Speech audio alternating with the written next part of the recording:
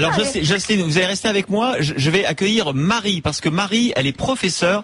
Elle vit dans le quartier nord. Elle vit dans le quartier nord d'Amiens. Bonjour Marie. Bonjour Christophe. Alors, et merci pour nous avoir ouvert l'antenne ce matin. Alors moi, je vis à Amiens. Depuis 23 ans, j'y travaille. Je suis prof dans un lycée de ZEP, juste en plein milieu du quartier qui est en train de brûler. Si vous avez vu les images hier à la télévision, le lycée est juste derrière l'école qui est brûlée. J'y travaille depuis 16 ans. Je veux vous dire que c'est une horreur. C'est une véritable zone de non-droit. Alors, c'est au quotidien, je veux dire, tout le monde est concerné, les forces de l'ordre sont en sous-effectif, ils vont là-bas, ils se font caillassés, ils se font insulter, les pompiers n'en parlent pas. Les médecins ne s'y déplacent plus, certaines ambulances ne s'y déplacent plus, les taxis n'y vont pas non plus. Moi, je vais travailler dans cet établissement. Je suis depuis longtemps. J'ai été agressée à plusieurs reprises dans l'établissement et à l'extérieur par des jeunes du quartier qui sont scolarisés chez nous. Depuis 3 ans, je vous le cache pas, j'ai un grand barret et une bombe lacrymo dans mon cartable tous les jours. Parce qu'il m'arrive maintenant d'avoir peur et ça n'est pas normal.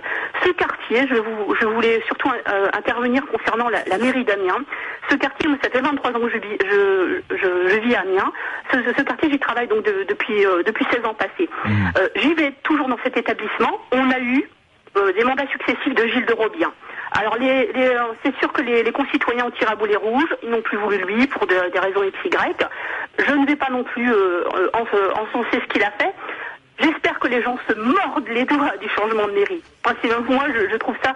On a eu l'information du maire d'Amiens hier, Gilles de Maillet, à la télévision. Voilà, il était chez nous aussi, il était à 9h30 sur RMC. Ah mais écoutez, c'était à mourir de rire. C'est quelqu'un qu'on ne voit jamais. Il n'a rien fait à la mairie, rien. Hier, on a vu les images à la télé d'intervention du déplacement de Monsieur Valls, que vous avez reçu ce matin, avec derrière l'un des conseillers municipaux frappants qui se met toujours en évidence, Lec, pour ne pas le citer, qui a changé son patronyme. Je vois pas pourquoi, le cul lui allait si bien d'ailleurs. Ce sont les gens qui vivent dans les quartiers UP d'Amiens. Ils n'y mettent jamais les pieds dans ce quartier nord, uniquement quand il y a des événements pour se montrer. Et il n'y a rien qui est fait. Il y a eu des coupes-sons dans le budget d'Amiens pour les associations de quartier qui travaillent là-bas. Les gens qui y vivent, qui donnent de l'énergie, qui donnent de leur personne. Donc vous dites aussi... ça vient bien de la municipalité. Donc ça s'est dégradé en fait depuis le changement de municipalité, selon vous, Marie. Hein. Il y a eu ça, et puis il y a le fait que les concentrations de population dans ces quartiers-là... Et je ne veux pas citer les origines parce que moi, dans mes classes, j'ai de toutes origines confondues, j'ai des élèves extraordinaires, j'adore mon métier. J'ai des Maghrébins, j'ai des Africains, j'ai des Asiatiques, etc. Et ce n'est pas une question d'origine. Il y a certainement des problèmes sociaux très lourds, c'est la spirale derrière du chômage, de la délinquance, de l'intégration, etc., de l'alcoolisme et tout ça. Et il y a surtout un énorme problème de responsabilité des parents. Que font les parents? Nous, on reçoit parfois des parents. On a reçu une famille l'année dernière, je vous assure, les 3 enfants sont dans l'établissement. Le père ne savait même pas l'ordre de naissance ni l'âge de ses enfants. Mais par contre, il sait au centime près combien ça le rapporte de l'allocation de rentrée scolaire. Exactement. Marie, juste avant de redonner la parole à Jocelyne, parce qu'il y a quelque chose il y a plein de choses dans ce que vous dites, et puis évidemment on comprend, vous êtes au cœur de ce quartier, on comprend votre ras-le-bol, votre colère.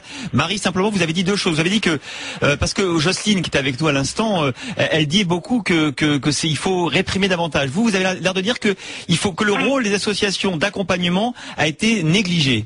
Non, elle a raison, il faut plus de fermeté. La prévention, ça va bien à un moment donné. Là, c'est une zone de non-droit. La police ne peut plus faire son travail. Déjà, il manque d'effectifs. Ils n'ont pas les conditions adéquates. Les pompiers, c'est la même chose. Nous-mêmes, les fonctionnaires de tous ordres, c'est la même chose. On va travailler avec la boule au ventre. On y laisse notre santé, notre peau. Et ça n'est pas normal. À un moment donné, voilà, il faut sévir. Et s'il y a des peines de prison à appliquer, on les applique. Alors, je voulais juste rajouter ça. C'est pour ça que je demandais à intervenir ce matin. C'est quand j'ai entendu, évidemment, je sais que la prison d'Amiens, elle est en surpopulation. Il y a d'ailleurs dans cette prison, on n'en parle pas assez, un taux de suicide faramineux. Il y a eu ce matin des suggestions concernant les alternatives aux peines de prison. Alors là, c'est ça qui me fait bondir, d'ailleurs ça s'entend, c'est que je sais quelles sont ces alternatives, moi j'en ai. C'est-à-dire que les gamins qui ont énormément de peines cumulées, et la prison est tellement pleine qu'on ne sait pas où les mettre, ils attendent pour purger leur peine. On en a eu l'année dernière, il a pris 2 ans, il est sorti au bout de 3 mois et demi, et il recommence. Et quand on voit qu'on nous propose des alternatives avec les associations, les partenaires, etc., je sais quels sont les partenaires. C'est notamment l'éducation nationale, parce qu'on va leur coller un bracelet électronique. sous prétexte qu'ils justifient d'un processus de réinsertion ou de reprise de voie scolaire. Et où est-ce qu'on les colle? Dans l'établissement de ZEP, de quartier qu'il y a derrière, où je suis en poste. Et ces jeunes-là ne sont pas des élèves gérables. Moi, je suis prof, je ne suis pas magistrat, ni juge d'application des peines, ni conseiller d'insertion et de probation, et ils amènent la violence et des problèmes gravissimes au sein de l'établissement. On n'a déjà pas besoin de ça. On entend Jocelyne qui soupire derrière. Jocelyne. Parce que je partage beaucoup de choses avec cette dame pour une bonne raison. C'est que je suis l'épouse d'un enseignant. Et je peux vous dire une chose, et qu'il partage mes idées aussi. Il partage vos idées, madame. Vous êtes là pour divulguer un savoir. Vous n'êtes pas là pour faire l'éducation des enfants. Il y a des parents qui servent à ça, jusqu'à preuve du contraire. Et on a un principe en France, c'est qu'on donne beaucoup. On donne, on est généreux en France. On donne tout, et à n'importe qui et n'importe comment. Et bien moi je me dis que déjà ce serait les allocations familiales, je mettrais le couperet d'office. Et je ne le mettrai pas sur un enfant, je le mettrai sur tous les enfants. Parce que croyez-moi, ça marche. Ça marche, mon mari en a fait l'expérience, et croyez-moi, ça réintègre, on réintègre l'école, et gentiment, on fait des choses, on est beaucoup plus correct. Il faut le faire, il faut être beaucoup plus sévère. Mais justement, je dis, Monsieur Valls a des idées, je dis, je ne fais pas d'idées politiques, et il est bien clair, pour moi, le respect de la République, ça concerne toute la France. Tout à fait. Alors ce matin, Madame Taubira souhaite ouvrir toutes les prisons. Eh bien, Madame Taubira, elle est où pour répondre à Monsieur Valls qu'elle va faire preuve de fermeté une bonne fois pour toutes? Il faut faire un exemple. Vous savez, pendant quelques jours, vous y montez dans ces quartiers. Mais alors là, vous y envoyez l'armée, la police s'il le faut, mais vous y montez matin, midi et soir pour ouvrir toutes les portes. Et là, tout ce que vous trouvez, vous le videz. Et quand on vide une pièce qui est mauvaise, on l'écarte complètement. Eh bien, il faut le faire, il faut les rendre aussi, se rendre aussi désagréables à leurs yeux qu'ils se montrent aux autres. C'est inadmissible. Je vous entends entendre dire qu'un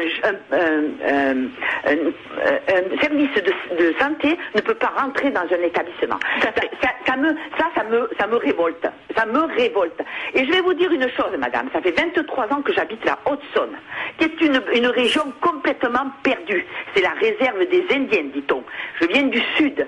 Et tout le monde me demandait qu'est-ce qui ne te ferait pas repartir dans le Sud. Et j'avais toujours dit, il y a deux choses. Il y a le vent et l'insécurité.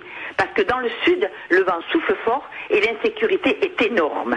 Et aujourd'hui, je peux vous dire, madame, au bout de 23 ans, je ferme mes portes en plein jour en Haute-Saône. Donc l'insécurité est montée et le vent aussi depuis 1999, depuis la tempête. Alors rien ne me retient nulle part. Je me sens nulle part bien maintenant. Avoir peur ces choix en plein jour, c'est inadmissible. Merci beaucoup Jocelyne pour votre coup de gueule et merci Marie pour votre témoignage depuis ce quartier nord d'Amiens. Je voulais juste dire, Christophe, qu'on donne les moyens aux policiers, aux pompiers, aux fonctionnaires de faire leur travail, qu'on leur donne les moyens financiers, humains et qu'on les soutienne dans leur travail parce que ce sont des métiers qu'ils font avec passion et qu'ils le font pour le bien de tous, de ceux qui le vivent, de ceux qui créent ces problèmes et de ceux qui les subissent. Et ça, c'est très important. Et ça, c'est le devoir de tout citoyen. Et puis j'espère que le gouvernement entendra ça. Et je vote ni AMP ni Socialo. Voilà. Bon, et je me permets quand même de vous tirer mon chapeau, Marie, pour ce que vous faites dans ce collège de ZEP, là où vous êtes toujours, vous y croyez encore avec tous les enfants de toutes les couleurs dont vous vous occupez, mais vous dites juste aidez-nous à maintenir l'ordre, la sécurité pour pouvoir travailler normalement. Oui, et puis tout simplement aller au travail sans avoir peur de se prendre un coup de couteau, de se faire gazer, de se faire shooter par un scooter qui déboule à je ne sais pas, à une vitesse effarante sans casque. Et c'est ça au quotidien, voilà.